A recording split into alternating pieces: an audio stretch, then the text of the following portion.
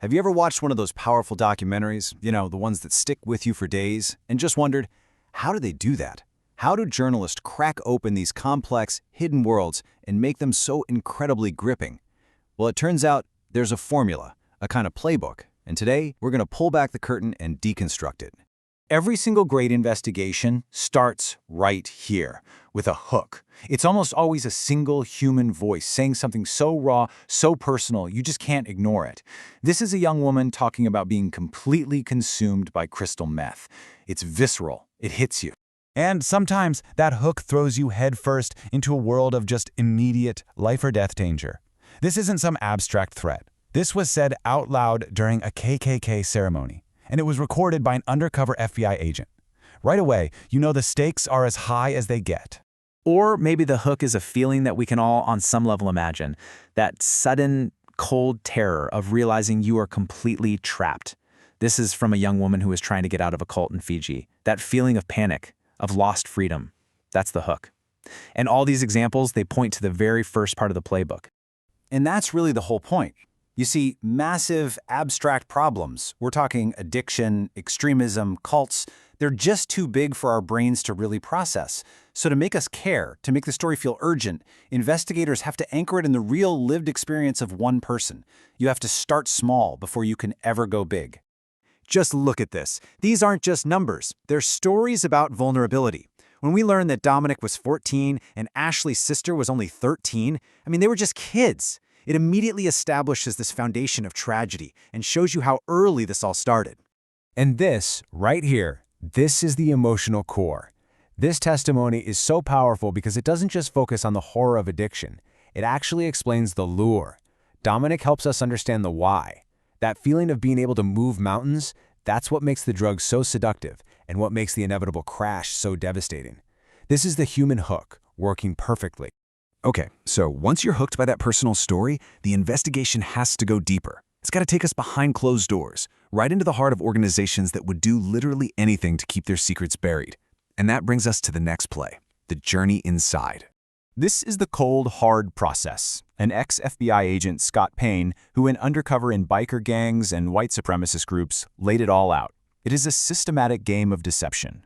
First, you create a whole new identity. They call it a legend. Then you spend months, maybe even years, building real trust, real relationships. And then, at the very end, you have to betray all of it to expose the truth. And believe me, that journey inside is never, ever easy. Just look at this timeline from the investigation into that Fiji cult. This shows you the kind of pushback journalists get. It's not just that people won't talk to you, it's active, aggressive hostility. First, your calls are ignored, then they're blocked, and pretty soon you've got lawyers threatening legal action to shut your entire project down. All right, this is maybe the most crucial pivot in the entire playbook. You've hooked us with a person, you've taken us deep inside a hidden world, and now you have to pull the lens back. You have to show us that this isn't just about one person or one small group, it's about an entire system. So, for example, the guys in that extremist group, the Base, they weren't just a few isolated weirdos. No, they were driven by this coherent and frankly terrifying ideology. By defining accelerationism, the investigation shows us the systemic belief, the blueprint that's fueling their plans for a full-on race war. And these systems, they often have incredibly deep roots. Europe's meth problem today didn't just pop up out of nowhere.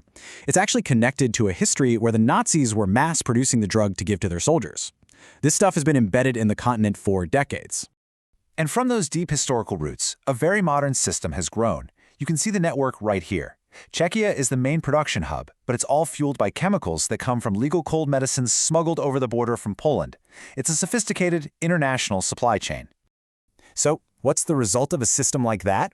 Well, this chart tells you everything you need to know in stark, undeniable numbers. A nearly six-fold increase in seized meth in just 10 years. That's not a small trend. That is an explosion. And the personal stories of Dominic and Ashley, they are part of this massive spiraling crisis. And here's another way to look at systemic power. That Grace Road cult wasn't just some fringe group. They wove themselves into the very fabric of Fiji. They had 54 companies, close ties to the prime minister. They were a huge driver of the entire economy. They were practically untouchable. They were the system. And that brings us to the final, and maybe the most honest part of the playbook. You see, after exposing these huge entrenched systems, the story almost never wraps up with a neat little bow. The reality is, it's messy, it's complicated, and it's almost always deeply unresolved. I mean, talk about a broken system. Dominic ends up in prison, the one place that's supposed to be the solution. But what does he find? It's just another part of the problem. He says drugs are everywhere, supposedly smuggled in by the very people in charge. There's no escape. The cycle just keeps on turning. And then you have this just an impossible dilemma.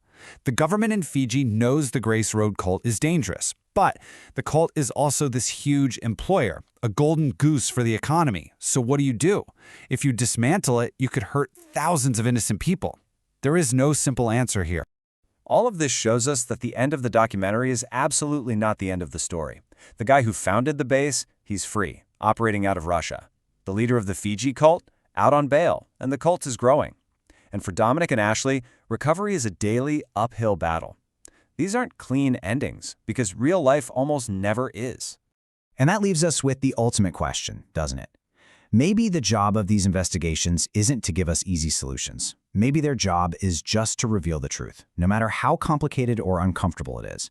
By showing us the human cost, the hidden systems, and the messy, unresolved reality, they challenge all of us to look at the world as it really is, not just as we wish it would be.